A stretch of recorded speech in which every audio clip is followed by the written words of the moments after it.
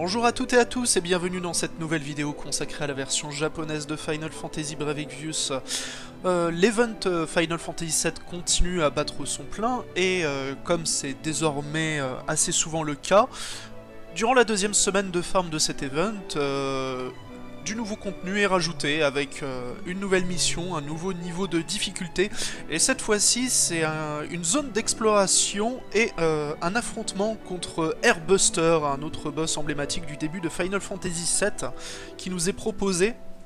Donc on va découvrir ça ensemble, mais avant d'y aller, je vais en profiter pour retourner auprès du roi Mog et parler un petit peu des choses que l'on peut farmer durant cet event parce que j'avais complètement oublié de le faire dans la précédente vidéo. Qu'est-ce qu'il y a d'intéressant à récupérer auprès du roi Mog pour l'event Final Fantasy VII? Eh ben, pas grand chose à se mettre sous la dent par rapport à d'habitude. On a toujours les classiques Star Quartz, coupons de tirage gratuit, matériaux d'éveil 5 et 6 étoiles. Et pour ce qui est des récompenses exclusives à cet event, donc pour les nouveaux joueurs, on a des matérias qui donnent un petit boost, 10% d'attaque physique et 10% de MP pour celle-ci, et 10% de défense magique, 10% de HP pour celle-là. Ensuite, nous avons un accessoire, un bracelet qui donne 15 de défense physique et 10% de points de vie supplémentaires. Celui-là, à la limite, si vous avez l'intention d'en prendre qu'un seul exemplaire, ne vous embêtez pas à le farmer, puisque la zone d'exploration qui vient d'être rajoutée, donc à l'event Final Fantasy VII, permet de récupérer l'un de ces objets-là tout simplement dans un coffre de l'exploration. Donc, pas de prise de tête là-dessus. Et ensuite une masse d'armes à 115 d'attaque physique, sachant que eh bien, c'est comme c'est désormais le cas pour les armes à deux mains, enfin qui nécessitent d'être portées à deux mains, on a un meilleur modificateur de dégâts, donc ça va sur une plage entre 100% et 160% des dégâts de l'arme, donc assez intéressant, particulièrement pour un personnage tel que Cloud, si vous venez de commencer le jeu avec cet event et que vous avez récupéré ce personnage, et ben, c'est une arme assez facile à récupérer, qui ne coûte pas trop cher, et qui donc sera très bien pour ce perso qui se joue avec Double End.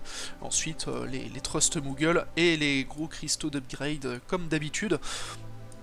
Donc voilà, un roi Mog qui est pas vraiment très intéressant ce coup-ci. Voilà, c'était pour repasser rapidement dessus. Maintenant, on va s'intéresser au vrai sujet de la vidéo, c'est-à-dire le nouveau combat. Donc, pour une fois, ce n'est pas une zone, mais deux zones qui ont été rajoutées. En fait, on se baladera dans une zone d'exploration qui est identique, que ce soit dans la version Easy ou la version Hard, mais par contre on ne rencontrera pas le même boss. En version Easy, donc qui sera très simple pour n'importe quel joueur qui justement débuterait Final Fantasy Brave Exvius avec la bannière Final Fantasy VII, n'importe quel joueur pourra arpenter cette zone d'exploration, et donc le boss qu'ils rencontreront, c'est encore une fois le robot Scorpion. Donc c'est plutôt bien vu d'ailleurs de la part des développeurs, parce que ça permettra justement aux fans de Final Fantasy VII de s'imprégner davantage de l'ambiance de leur jeu favori sur Brave Exvius. Et par contre, le niveau de difficulté hard, qui là est nettement plus compliqué, avec le Airbuster qui nous attend à la fin. Donc pour la version Easy, on a 50 lapis à récupérer. Quant à la version hard, ça va nous proposer 2 Trust Moogle 5%, 10 000 soldats 1/35e, donc à échanger auprès du roi Mog, une matéria qui augmente la résistance à la classe de 15%, et enfin une armure, l'armure de Cloud à récupérer. Une armure assez sympathique. On va le voir, je l'ai déjà équipé sur un de mes personnages. Voilà, une armure qui donne 500 points de vie, 15 d'attaque physique, 30 de défense physique et 15 de défense magique. Donc c'est plutôt sympathique comme armure. Bien entendu, on va faire le combat en version hard. D'ailleurs, les deux zones d'exploration sont vraiment identiques, hein. au niveau du level design, c'est juste les ennemis que l'on rencontre et le boss de fin qui sont différents. Et donc, bah, comme pour le combat contre le Cerbère durant l'event Kingsglaive, plutôt que d'y aller avec un groupe classique et qui me permettrait de rouler de manière éhontée sur le boss, autant y aller avec un groupe un peu plus modeste. Donc, eh bien, mon équipe sera composée de Wrestler, un tank natif 4 étoiles de la bannière FF12, donc qui est à peu près comparable à Cécile. D'ailleurs, je lui ai équipé Dual Cast, puisque le personnage possède Kuraja. Bon, après, il n'y a pas d'autres récompenses de confiance particulières. J'ai quand même mis quelques récompenses de confiance hein, pour ce combat, qui est quand même plus dur que le combat contre le Cerbère, même s'il y a quelques petites techniques que l'on peut exploiter. Donc là, Blanc, c'est un autre natif 4 étoiles d'une bannière originale de FFBE. Un personnage, un attaquant physique un peu négligeable, mais qui a la particularité de faire des dégâts de lumière et de foudre en même temps. Ce qui sera intéressant pour ce boss. Donc je lui ai mis ambidextrie, je lui ai mis aussi la récompense de confiance de Snow pour aller avec le point que l'on récupère sur le dernier trial boss. Ensuite, Firion, qu'on ne présente pas. D'ailleurs, Firion qui recevra cette semaine, normalement, sa 6ème étoile sur la version globale. Donc c'est l'occasion de le montrer encore. Je lui ai mis le Excalibur comme récompense de confiance, le bracelet de Gavgarion également, une autre ambidextrie.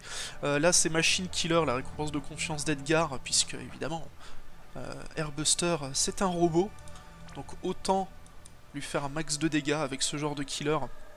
Ensuite, Riku, hein, un personnage assez souvent indispensable en tant que support, et encore une fois, elle risque de nous être fort utile. Bon, après, rien de particulier au niveau de ses équipements. Et enfin, Olan, un personnage un peu oublié d'une ancienne bannière Final Fantasy Tactics, lui aussi natif 4 étoiles, qui est à mi-chemin entre attaquant magique et support, et il pourra aussi servir. Bon, lui non plus n'a pas de récompense de confiance particulière. Alors, avant d'aller sur le combat de boss, juste quelques précisions. Donc j'y vais avec ce groupe-là, mais si vous avez de votre côté un peu de mal à venir à bout de l'Airbuster, il y a quelques petites techniques qui peuvent être utiles de connaître. Donc déjà, c'est un boss qui est capable de se voir infliger confusion dans de très rares cas, mais également il peut se faire charmer. Et donc des personnages qui peuvent charmer des cibles, il y a par exemple Summer Fina et Summer Majin Fina, qui sont toujours récupérables à l'heure actuelle sur la version japonaise. Donc si vous possédez un de ces personnages là, ça pourrait être intéressant. Si vous arrivez à charmer Airbuster, vous aurez pas mal de tours de répit. Et un autre personnage qui ne paye pas de mine, et que je pense plus d'une personne a, puisque c'était un perso récupérable durant la bannière Final Fantasy 3 où il y a eu Onion Knight.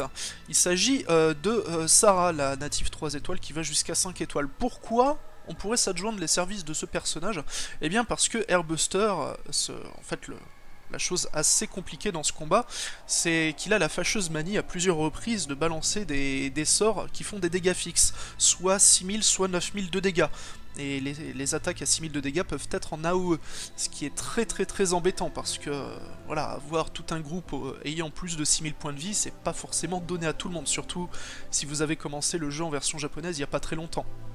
Mais le truc, c'est que les attaques comme ça de Airbuster en dégâts fixes, ce sont des attaques qui lancent dès le début du tour. Ce sera le premier hit qui produira. Après, il lance d'autres attaques plus classiques et plus simples à tanker, mais voilà, c'est le premier gros sort qui est compliqué à gérer.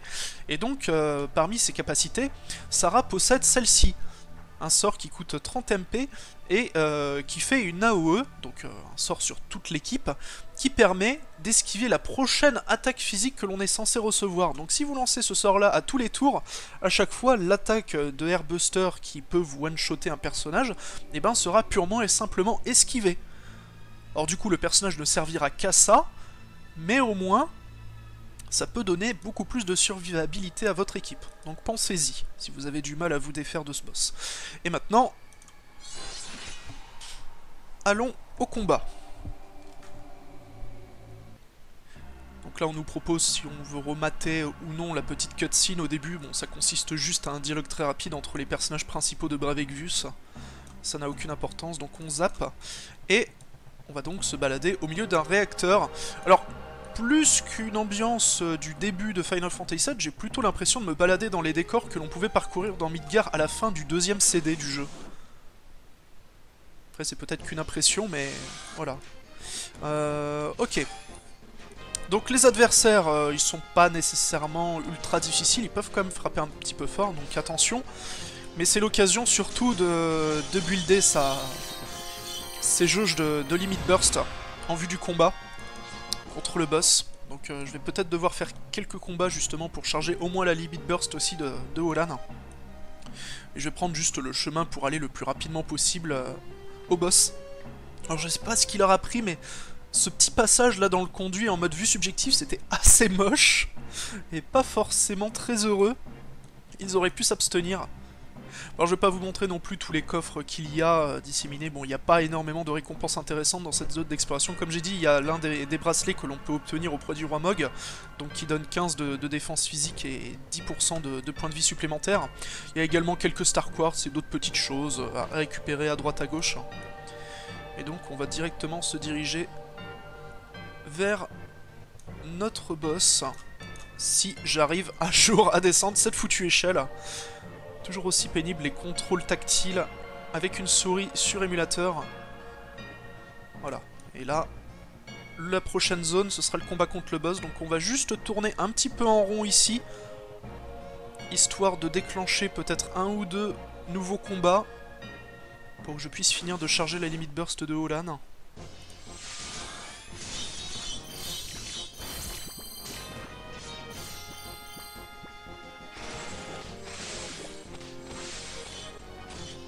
Ouh, ils font mal.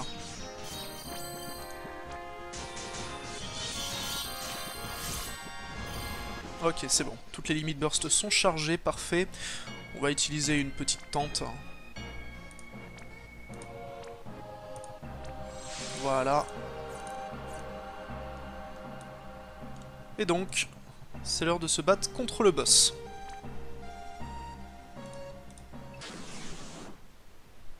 C'est parti. Donc le fameux Airbuster, hein, je pense que vous le reconnaîtrez tous pour ceux qui ont joué à Final Fantasy VII. Donc, comme à l'origine, étant donné que c'est un robot, il a une vulnérabilité naturelle de 50% à la foudre et à l'eau. Par contre, il est résistant à 50% au feu et à la terre. Donc attention si vous utilisez ces éléments. Évidemment, comme c'est une machine, eh bien Machine Killer fonctionne contre lui. Donc un personnage comme Eileen est vachement intéressant, même si elle produit des dégâts de terre. Mais bon, vu qu'elle peut réduire de 50% la résistance à la terre, c'est pas vraiment un problème. Donc il peut aussi se voir infliger confusion et charme. Alors, c'est un peu dommage, il aurait pu aussi être vulnérable à paralysie pour être vraiment dans le même gimmick que le boss d'origine sur FF7. Mais bon, c'était pas forcément quelque chose d'indispensable. Donc alors, comment ça va se passer le combat? Eh bien, on va commencer, alors, avec Blanc, comme j'ai équipé l'arme d'Arid, ça donne un full break à 40%, donc très important. Firion, lui, il va se contenter d'attaquer. Donc pour Rassler, ce qui est pratique, c'est qu'il a une attaque multisite qui fait des dégâts de lumière de base, donc ce sera bien pour faire des chaînes avec Firion qui est équipé d'Excalibur. Et puis sinon le personnage pourrait être utile pour les soins. Ensuite Riku, bah vu que le boss peut nous one-shot, eh bien on va immédiatement faire sa limite burst. Voilà. Et ensuite pour Olan, bah Olan lui il peut transmettre sa limite burst par exemple à notre personnage, ce qui sera très utile. Il peut booster un peu la puissance de l'équipe, notamment l'attaque physique, c'est ce qu'on va faire. Et au cas où, il a également ce sort qui fonctionne de manière aléatoire et qui, tout comme Riku, peut poser la capacité auréole sur toute l'équipe. Mais en fait, il n'y a que 25% de chance que cette capacité fonctionne comme ça, sinon ça sera un buff pour l'équipe, genre de défense physique ou magique, ou bien encore une régène toute nulle. Donc là, pour l'instant, on va plutôt booster nos copains.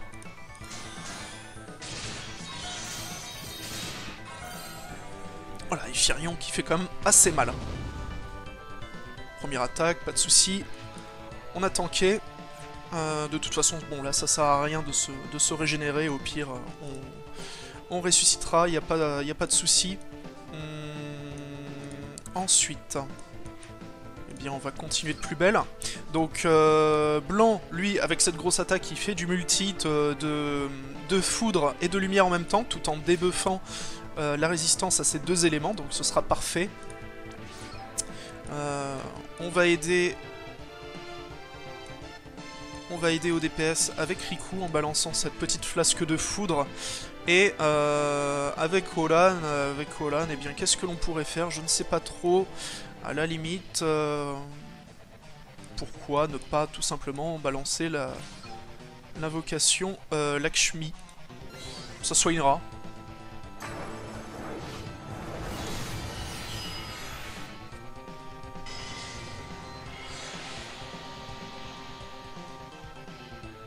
Voilà. Allez.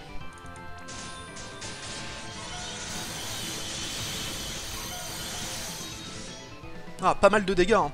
Le boss a 4 millions de points de vie d'ailleurs, ce qui est, on va dire, assez modeste. On a déjà connu bien pire. Ok, par contre, il peut se régénérer plusieurs fois de 200 000 points de vie. Et attention, à plusieurs reprises, il peut se buffer son attaque physique et magique, donc il est très important de le débuffer lorsqu'une telle chose survient. Ce que l'on va faire, bien entendu, immédiatement.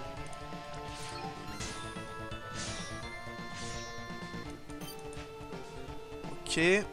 Ensuite, le full break. Voilà. On va également faire cette attaque... Ah bah non, même pas besoin. Je me disais, je vais l'utiliser pour finir de builder la limite burst de Riku, mais c'est déjà fait. On peut la rebalancer. C'est nickel. À Riku, pour que sa limite burst se charge aussi vite, je lui ai mis 2 fois la récompense de confiance du Mog. Une unité que l'on pouvait farmer durant un précédent event. Donc c'est vraiment pas compliqué d'avoir 2 fois ou plus sa récompense de confiance qui augmente de 50% la vitesse de remplissage de la limite burst. Donc bah, qu'est-ce qu'on va faire avec notre cher Hassler? Bah, juste un petit Kuraja. À défaut de mieux, et on va se rebuffer avec Olan. Voilà. Donc encore une explosion. Des gens sont morts, mais ce n'est pas grave. Il s'est rebuffé une nouvelle fois, donc on va encore le redébuffer. Ça peut prendre un peu de temps, mais il ne le fait pas systématiquement. Faut juste attendre qu'il se décide à ne plus le faire.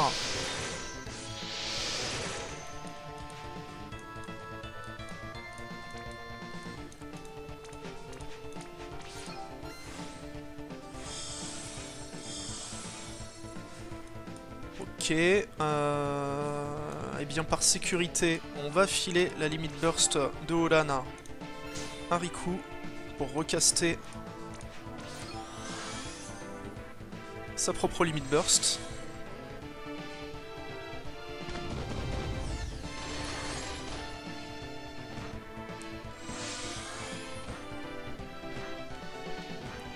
Ok, cette fois, il ne s'est pas rebuffé.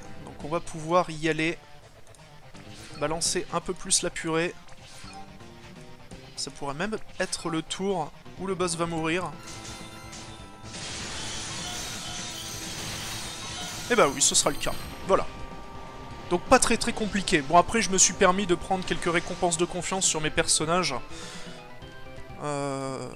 Mais ça passe quand même assez simplement. Puis franchement des choses comme ambidextrie... sur la version japonaise, après plus d'1 an sur le jeu, j'estime que c'est le genre de récompense de confiance qu'on est censé avoir au moins en un exemplaire. Donc bon, voilà pour l'affrontement. Alors j'ai oublié de préciser tout de même quelles étaient les spécificités à remplir pour récupérer toutes les récompenses. Donc ici, il ne faut pas fuir le moindre combat dans la zone d'exploration, donc contrat rempli. Ici, finir la zone d'exploration avec un groupe de maximum 5 personnages, là aussi contrat rempli. Et enfin, battre l'Airbuster en moins de 10 tours, là encore, c'est validé, donc un combat rondement mené. Bien, c'est ici que je vais vous laisser, sachant que des vidéos sur Brave Exvius, il devrait y en avoir d'autres dans très peu de temps, puisque la suite du contenu a déjà été annoncée aujourd'hui et arrivera dès demain. Il s'agit d'une nouvelle vague d'upgrade extrêmement intéressante, je l'attends beaucoup, et également une nouvelle bannière avec 3 personnages originaux de Final Fantasy Brave Exvius, mais on verra tout ça dans une prochaine vidéo. Sur ce, je vous fais des bisous moustachus et je vous souhaite bon jeu sur la version japonaise de Final Fantasy Brave Exvius.